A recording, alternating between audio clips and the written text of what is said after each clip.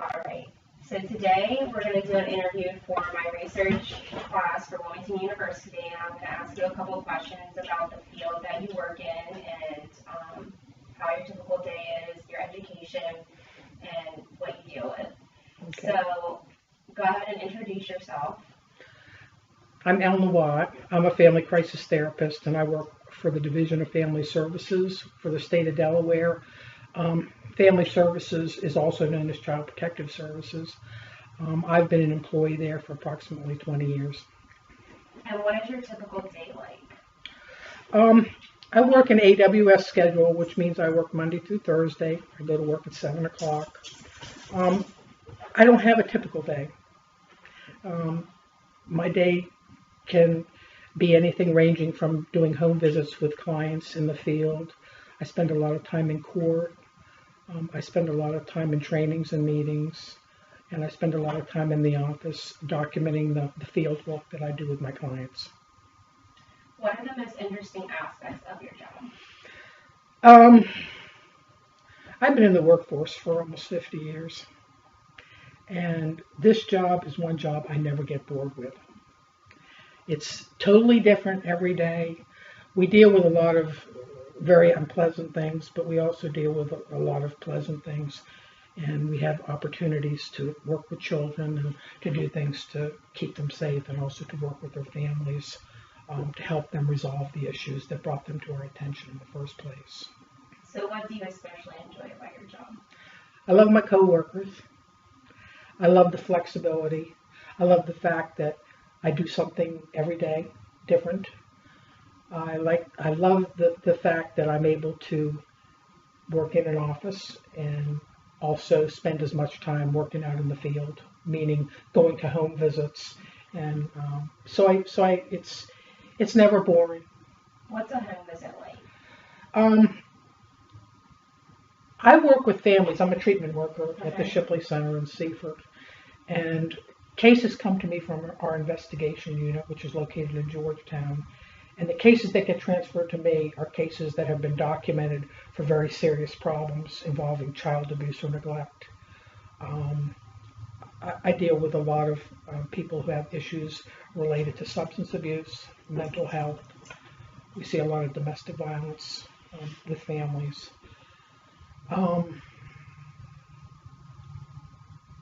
What are some of the difficulties and frustrations of that? Well, that kind of speaks for itself. We deal with some very, very difficult and unpleasant things, and child abuse in any way, shape, or form is a terrible thing.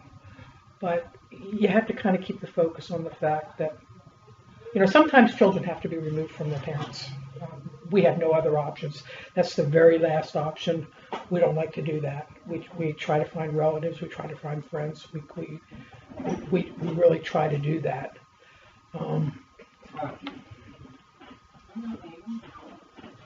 sorry. All right.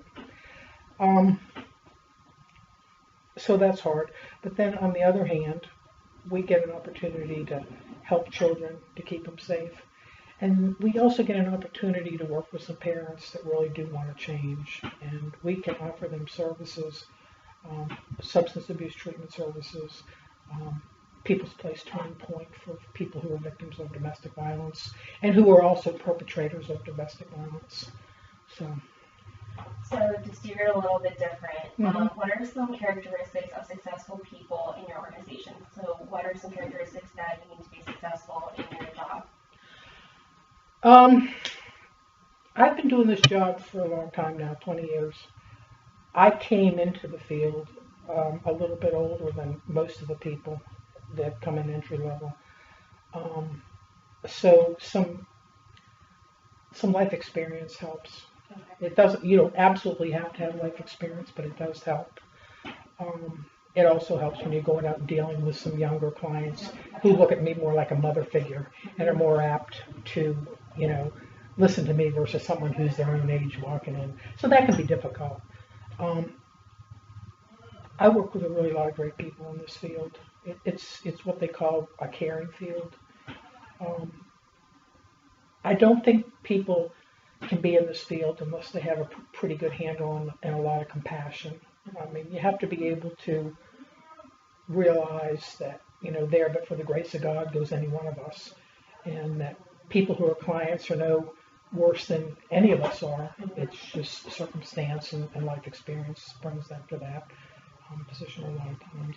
So before you were working in this field, in this particular job, what were other jobs that led you up to this? What made you decide this particular position? Well, actually, when I got out of high school, I spent 4 years in the Air Force. Okay. And towards the end of my Air Force career, I transferred into the social actions field in the Air Force, which is really quite similar to what I do now in that I was working with mental health and substance abuse issues. But I was really young at the time, and I didn't think this was something I could do. When I got out of the military, I went to work for DuPont, where I worked for 17 years. And we all know what happened to DuPont in Seaford. It went south, and, DuPont was good to me, and I made a lot of money there. But when I left DuPont, I had made up my mind that I wanted to be in some kind of helping field. I wasn't sure what. I thought about nursing. I thought about social work. And I just so happened to decide on trying to get a job in a helping field, and social work happened to be the one that I picked. So how did you begin your education to your position now? So you went to the Air Force and then you went to college right afterwards? When I was at DuPont, I was going to college as when I was working. I was very fortunate in that DuPont paid for my education, but the Air Force didn't cover. And I had gotten 2 years of college at the University of Delaware, and actually I was working and I got an initial degree in English from Salisbury State. Okay. But then when I decided it was time to leave DuPont, because I didn't think DuPont was going to be around too much longer in Seaford, they offered an option where they would give me $5,000 and I could go back and further my education. And that's when I got the second degree in psychology. Psychology. So you had your bachelor's in psychology? And English. Okay. Did you further that to your master's, or you just kept? No, in Delaware, in order to get a social work job with the state of Delaware, which is what I have, you have to have a degree, a bachelor's degree in social work or a related field. Now, by related field, an example would be psychology. Another example would be sociology. I work with a lot of people right now that went to Del Tech in the human service field, and they actually got their degree from Wilmington College in behavioral sciences. So you can use the behavioral Yes, science for this that's one of the related degrees. Yeah. Good, 'cause that's what I'm I work with a lot of people that do that, including my niece Leah. Yeah. Yeah, that's what. Well, if you cut me on the Austin, not asking yourself, somebody's got to be on me. Yeah, Leah would have done it too. So how stable is the job market right now, in your position in human services? Do you see it being promising in the future? I do not think, it's a sad thing to say because I'm dealing with child abuse, I'm dealing with a lot of alcohol and drug issues, but I never have to worry about losing my job or being laid off. Right. We can't get enough people in the field. Okay. We really cannot. Now, on the other hand, we can't keep people there because as a social worker, you're never going to be rich. Okay? I have a sign on my door at work that says, I do this for the money, said no social worker ever. That you're not going to do it. But it's not that around here. I make similar money to a teacher. Okay. So, in the state of Delaware, we get great benefits, but there's always going to be a need for social workers. And if not in my field, social workers are in so many different fields and different jobs. I mean, they have social workers at hospitals, they have social workers and people with behavioral science degrees, they have them in schools, they have them that work for the state. And there's people that work for the state that are social workers that don't necessarily deal with child abuse and neglect. They may deal with child mental health or child probation officers. And all these fields would require the same degree that you're seeking. Do you have any information on job specifics and descriptions which I may have? So, in other words, Qualifications for the job? Yeah. For the job I have and for a job with the state of Delaware, Mhm. you have to have a bachelor's degree in social work or one of the social related fields, like I mentioned, the behavioral science, psychology, social work. I think criminal justice is even one of the fields that they will Okay. accept, but you have to have a 4-year degree. So I guess I'm channeling off that because Wilmington University now offers side certificates such as child advocacy and things like that. Is that something that you would recommend that I take? Absolutely, Okay. absolutely. I spend a lot of time in court on custody type cases. These are cases that involve children coming into our custody. Mhm. And I work with a lot of lawyers, and I work with a lot of child advocates. Mhm. There's actually a child advocacy center that's in Georgetown, and they have guardian ad litem lawyers that work there and social workers that also work there. So yeah, definitely, that would help you. So did you think many years ago when you first started that you would love it or would still want to remain in this field when you began? I went into this field with my eyes wide open. I was older than most people. Like I said, I have found that some age and some life experience does help Mhm. than someone, right out of 4 years after high school. Um, and I have liked it ever since. One thing that we talk about in a lot of our classes is how a job like this, with social change and everything happening constantly, you have to learn to detach yourself from, a lot of state positions. You have a lot of hard situations and you have a lot of good situations, but how do you detach yourself Yeah. from bad decisions? To do that? You're going to hear a lot about, I'm not sure where you are in your education, but um, it's called vicarious trauma, Mhm. which means that it's kind of a little bit like post-traumatic stress disorder, Okay. whereas you see so many terrible things, and most people that come into this field have a degree of compassion, and eventually it burns a lot of people out. Yeah. But somehow I have managed, and I am not sure how, um, to when I leave there at night, I can pretty much leave it there. Now there are always going to be certain cases and certain children or a certain event that you're going to come home and you're just going to cry, Mhm. or it may keep you up. But for the most part, I've learned that if you're doing the best you can do, Mhm. and you've done everything that you could do to help a situation and something bad happens, it's just like in life. You have to kind of be able to walk away and leave it and go home and decompress, basically. So the flexibility of your occupation, you said that not in this interview, but when we communicated that you work Monday through Wednesday. I work Monday through Thursday. Oh, excuse me, Monday through Thursday. Mhm. So is that something that you can choose, or is that something? That's something I chose to do. So you can choose to do Yes, that? you can. After you've been there for a certain period of time, you can put in for an alternative work week schedule. Okay.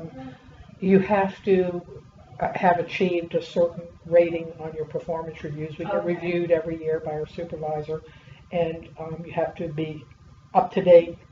Sometimes it's a hassle keeping up to date with all your stuff because everything we do in the field, every phone contact we make with a client, every meeting we have with a client, every time we go to court, we have to document all this into a proprietary database, which is it's called FACS, and it's a database specific for the Division of Family Services. So we have to document everything we do. We don't only have to do it; we have to document it. So it's as long as you're up to date on all your stuff Okay. and you're getting and exceeds expectation on your performance review, you can choose and to go on AWS. Yeah, it is. I love it. And like I can take mom out on Fridays or do things on Fridays. But I go in at 7, Monday through Wednesday. I get out of there at 5, and on Thursday I get out at 4:30. Well, So that's it's not good. bad. It's Yeah, good. that's nice. Just a few more questions. Okay. So, say you go like on a drive and you go to check out. What does that typically look like? Do you have someone go with you, or? If I can, I don't have to. Sometimes we tag team, Mhm. especially if we're going to um, a client's home Mhm. or that has been kind of aggressive or threatening. Mhm. sometimes we'll go out in pairs if we're doing what's known as an initial contact. So an initial contact is our first contact with a client, and we don't know what to expect. Right. Or it may be in a neighborhood in Sussex County that's kind of it's a high crime area. Yeah. For instance, in Seaford, most of the time, if any of us go over to Meadowbridge Apartments, we take somebody with us. Okay. Yeah. Coverdale Crossroads. There's certain areas around that we've had more problems with, so we try to go along in pairs to those places. Okay. And one other question. Mhm. So say that in the spring when I graduate with my bachelor's, how does one go to apply for a position in What I would do if I was you is, and I would start looking now, okay? There's a state of Delaware database, Okay. and you can actually Google it. Just Google state of Delaware, and you'll see it listed up with a bunch of different options. And one of those things has to do with job postings, Okay. and it's all job postings in the whole state, in every county, but it will tell you specifically what the jobs are, which county they're in, and what are the minimum requirements to get that job. I would start looking at that now. Okay. Get your application in. You won't be eligible to be hired until you've got your bachelor's Right. degree. Then you have to, all these applications go up to our headquarters in Wilmington, and they look at they take what they think is the top 10 of all the applicants that qualify, and these people are put on a cert list, and they're sent to whatever county actually needs help. Now, when you do these applications, I strongly suggest that you have a resume, a really good resume, and any letters of reference that you can get from any of your school teachers, any previous employers, anybody. I'm assuming, I don't know if you've done it yet, that you're going to be doing an internships. Yep, I did one with the Delaware Adolescents Program. Okay. I did a year with DAPI. them. DAPI. Yep. Okay. So get recommendations or letters of reference from them, Okay. and attach these to the application, Okay. because that will throw you into that top 10 Okay. if you do a good Yeah, if you do a good absolutely. application and stuff. Yeah. Well, I really appreciate all Okay. your feedback and your advice and meeting with me, of course. Okay. Well, good luck in your Thank you. chosen field. Thank you. Take care.